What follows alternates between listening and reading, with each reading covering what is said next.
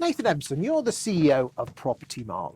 Why does no estate agent or letting agent ever get asked if they are a member of Propertymark or even the National Association of Estate Agents or Arla?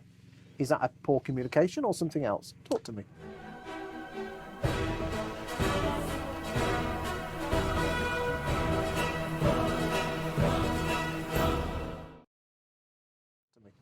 I think that depends on how people want to communicate. So members have the ability to communicate out about their membership of NAA, Arla, whatever, or even Propertymark.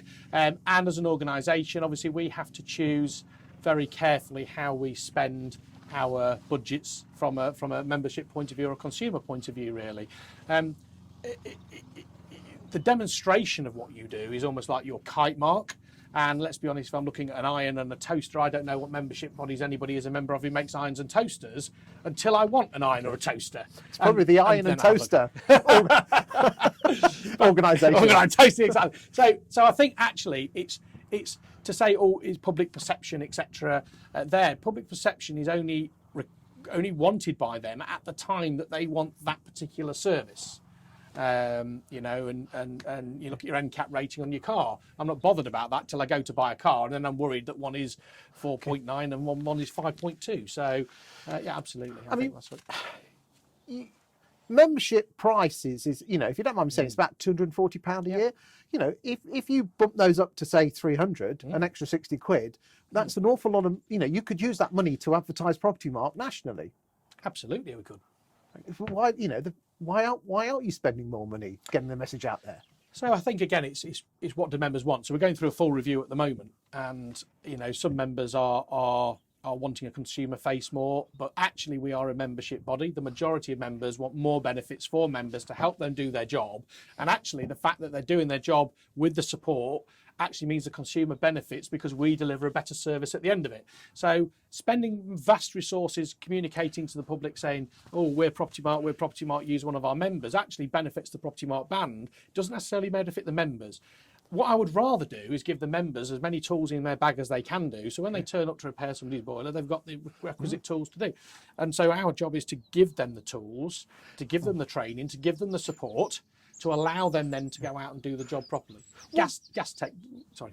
No, you're right. What do you wish more of your members would do to fly the flag for Propertymark? I actually want our members to fly the flag for themselves. My job is not about flying up the flag for Propertymark. It's about empowering the members to advertise their own businesses, to promote their own businesses, to grow their own businesses, knowing that they've got a stable platform and a foundation. When they talk to people, they can explain where our industry benchmarks are. Do you think that you could be better at giving them more ammunition to get that message across? It's not how much ammunition you spray into the battlefield, it's how accurate you are with your shooting. Sometimes you've got to create a noise, I get that. But again, individual members want to do different things with their businesses, and we will support them through. If you look at a lot of the correspondence that we produce items of correspondence which can be used both internally, but equally can be rewritten and used externally as well. So it's very, some people say, oh, some stuff you'll produce is a little bland. Sometimes we put stuff in like that so that they can actually use it. You could use Propertymark stuff today, and you could use that to communicate out to your clients and actually show them what's happening in the industry. There's tons of opportunities if you use it correctly. Yeah. Do you feel that, again, we've said in a previous video, you've got a business that's turning over £7 or £8 million, but your communications department is the size of a 4-branch estate agency network? It's not. It's bigger than that. We actually have a fairly decent sized comms team, but also on top of that now, one thing we are also doing for the first time ever, we've actually built a separate policy unit. So at the moment, the policy team was obviously utilising the marketing team as well. We actually have our own policy unit now that is being built that will which will take away probably any, dare I say, day-to-day distractions from that. It will have its own resource, it'll have its own marketing, it'll have its own centre really, which then allows me to get onto the day-to-day business of delivering what Propertymark needs to deliver. And what would your final message be to someone who's sitting on the proverbial fence thinking, should I join Propertymark or Arla or ANEAA? Of course the answer is going to be you need to join. Of course you are. You're biased, but come on. No, at the end of the day, it's like this. We are in an industry which people want to aspire. they want to deliver good service, but also that's great when it's fair weather, but when things get tough, that's when people need their arm around them. And it's interestingly enough, most of the members I've been speaking to, and I've randomly picked the phone up to people, the one time that Propertymark's come into its own has been through this previous crisis, really. The benefits that the industry as a whole has had through our representations to government, which gave everybody their business rates relief, that would never have happened. They were not interested in our industry having that.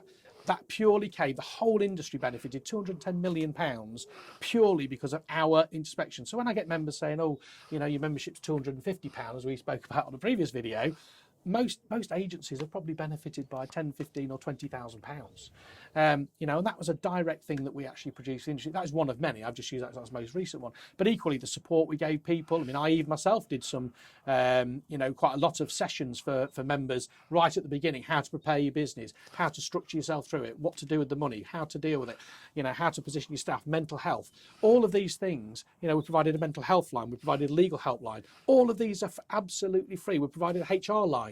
You know, you look at these things, we don't charge membership £250, yet an hourly rate on the legal helpline is costing us £200.